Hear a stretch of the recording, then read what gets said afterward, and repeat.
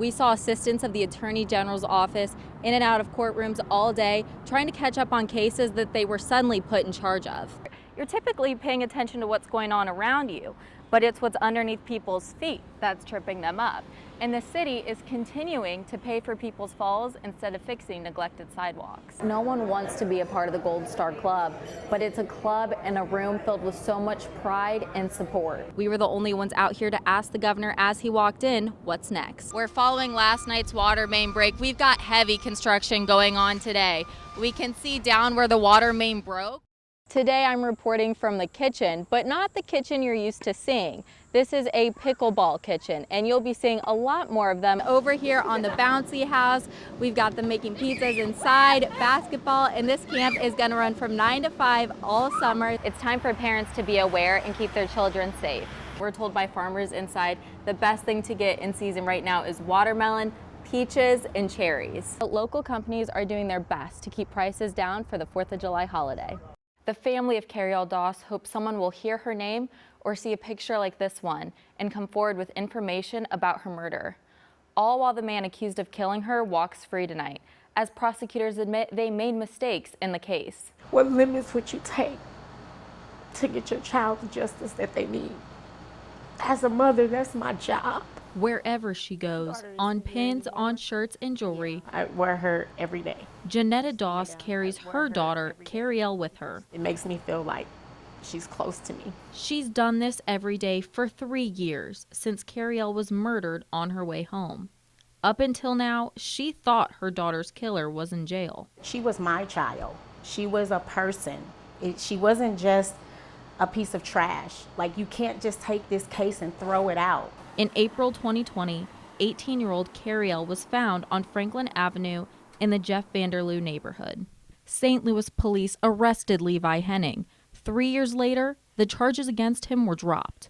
The circuit attorney's office claims they didn't have enough evidence. When I went to court, I was very surprised. News 4 Investigates uncovered court records showing prosecutors had evidence pointing to another suspect and sat on it for years. I've never seen a case this bad. Henning's lawyer, David Mueller, draws lines back to former circuit attorney Kim Gardner. She resigned in May as the state's attorney general took her to court, accusing her of mismanaging cases. Who is accountable for the fact that Mr. Henning has lost years of his life sitting in the Justice Center with an obvious deprivation of his constitutional rights? I don't think anyone from the circuit attorney's office is going to step up and say, we are accountable for that. With a change in leadership, Janetta Doss says she wants the new circuit attorney, Gabe Gore, to review the case. I would hope that anyone that has a heart in that office will look at the evidence and we can refile this case. News 4 Investigates tried to ask Gore about it. He wouldn't do an interview. Doss doesn't know what's next. If there is someone else on this case that they have not interviewed, they have not picked up, that know something, I want to get to the bottom of it. I want the justice for my child. Keeping Carriel close, refusing to let her daughter's case run cold. They are parents. They know how much they love their children. Treat my child like you would treat yours is what I'm asking for. Something to consider here. Gore says when he stepped into office, there were 250 pending murder cases and only one prosecutor left in the unit that handles them. Gore says he's hiring lawyers. We'll keep following that and try to get answers about Carriel's case. Alexis Martin, News 4 Investigates. If you walk into New Thai Garden, you may see owner Chayu Sata chatting with his customers, cooking, cleaning, or taking orders. He's genuine and he's personal. He'll be cooking for an entire restaurant, doing to-go orders, and he'll go to the freezer and he'll stop and say hi, ask how our mom's doing. Chayu moved to the U.S. from Thailand in the 90s. After spending 10 years in the military, he opened New Thai Garden in Georgetown. Since 2008, his restaurant became his home away from home. It wasn't until May he and his wife received heartbreaking news. Why she had something happen to her, like she had got lung cancer. Chayu knew to get his wife the treatment she needed, he was left with only one option. I have to sell. I have to do something the best thing for my wife. Sydney Rollinitis is a regular at the restaurant. Like many others, she was heartbroken to hear the news. We were distraught. We were like, we have to come the next day to make sure they're still open. For now, they are still open, but Shayu hopes to sell soon to take care of his wife. I have to spend time with her a lot. It's better. Sydney started a GoFundMe to help with medical expenses and support the family during this difficult time. I think it's part of my duty as being a loyal customer for all these years. I know other people love it as much as we do, and we just want to spread awareness. In the meantime, Shayu is grateful for the bonds he's built inside his home away from home. Thank you so much, everybody. Come to enjoy my food. Thank you so much.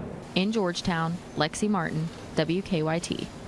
When you look at videos like this, it really hits home how devastating these floods were for so many. Homes were submerged in a matter of minutes, but we talked to one mom who lost so much before the water started pouring in. All gone. Everything's just ruined. This is what's left of Stacy Seltzer's home, ruined in an instant on a day she was already dreading. I was actually sitting on the couch writing my victim's impact statement, and I heard running water, and I thought it was my daughter in the shower. Floodwater quickly filled the basement of her St. Peter's home the same day Seltzer had to face the man found guilty of murdering her pregnant daughter. Investigators say 2 years ago, Damien Delgado stabbed Amethyst Killian more than a dozen times. She left behind 2 kids who are now being raised by their grandmother. It was the most horrible start to a morning because I didn't think I was going to get out. And I told my family I'm going to swim if I have to. She made it to court and faced her daughter's killer. But then it was back home to where the flood wiped out treasured family memories, not to mention damaging their house and destroying their cars. I'm a traveling CMT, so if I don't have a car, I don't have a job. If I don't have a job, I can't feed my grandchildren. Seltzer says she's been trying to get help, but feels like she has nowhere to turn. I'm going through so many emotions as I see all the memories of my daughters. I can't get any of that stuff back.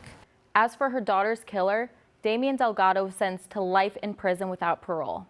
Right now, Seltzer says her biggest need is for clean water and manpower to help clean out mess the flood left in her home. Alexis Martin, News 4.